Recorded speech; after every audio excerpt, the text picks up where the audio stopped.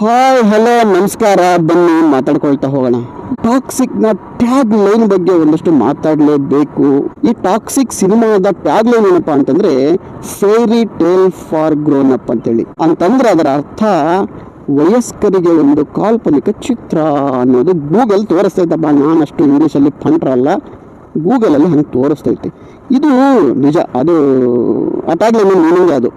ಅಂದರೆ ಈ ಹಿಂದೆ ಏನು ಅನ್ಕೊಂಡಿದ್ರು ಜನ, ಯಶ್ ಅವರ ಸಿನಿಮಾ ಅಂತಂದ್ರೆ ಮಾಸ್ ಮಸಾಲಾ ಮೂವಿ, ಒಂದು ಗನ್ ಹಿಡ್ಕೊಂಡು ಡಗ ಡಗ ಡಗ ಡಗ ಡಗ ಡಗ ಅಂತ ಅನ್ಸ್ಬಿಟ್ಟು ಫುಲ್ಲು ವಯಸ್ಕರಿಗೆ ಮಾತ್ರ ಅನ್ನೋ ರಕ್ತಪಾತ ಇರುತ್ತೆ ಅಂತ ಅನ್ಕೊಂಡಿದ್ರು.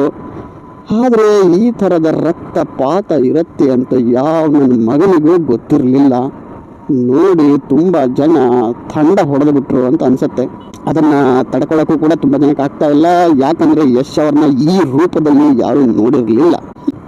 ವಯಸ್ಕರಿಗೆ ಕಾಲ್ಪನಿಕ ಕಥೆ ಅನ್ನೋದು ಒಂದು ಯಾಕೋ ವಿಚಿತ್ರವಾಗಿ ಕಾಣಿಸ್ತಾ ಇದೆ.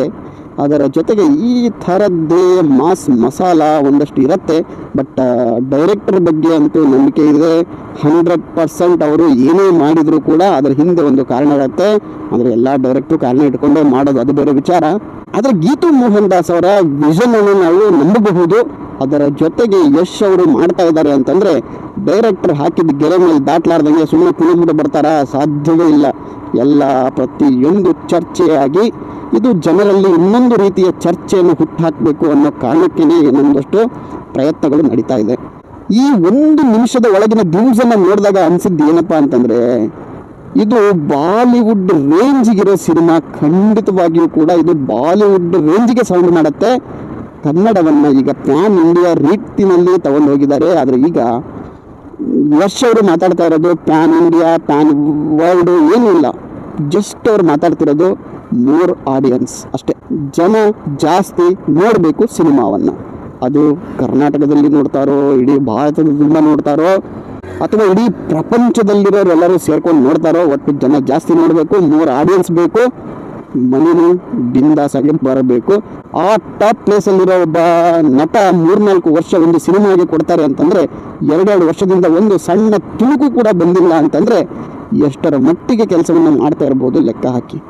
ಈ ಸಿನಿಮಾ ಕೂಡ ಒಂದು ದೊಡ್ಡ ಮಟ್ಟದಲ್ಲಿ ಸದ್ದಂತೂ ಮಾಡುತ್ತೆ. ಅದರ ಜೊತೆಗೆ ಒಂದಷ್ಟು ಜನರಿಗೆ ಮೆಣಸಿನ್ಕಾಯಿ ಇಟ್ಟಂಗಂತೂ ಆಗೈತಿ ಅನ್ನೋದಂತೂ ನಿಜ. ಅದರ ಜೊತೆಗೆ ಯಶ್ ಅವರ ಇನ್ನೊಂದು ರೂಪವನ್ನು ನೋಡಲಿಕ್ಕೆ ಸುಮಾರು ಜನ ರೆಡಿ ಆಗ್ತಾ ಇದ್ದಾರೆ. ಇದು ಪ್ರಿಪೇರ್ ಕೂಡ ಮಾಡ್ತಾ ಇದೆ ಒಂದು ಸಿನಿಮಾಗೆ ಅಂತಲೇ ಹೇಳ್ಬೋದು.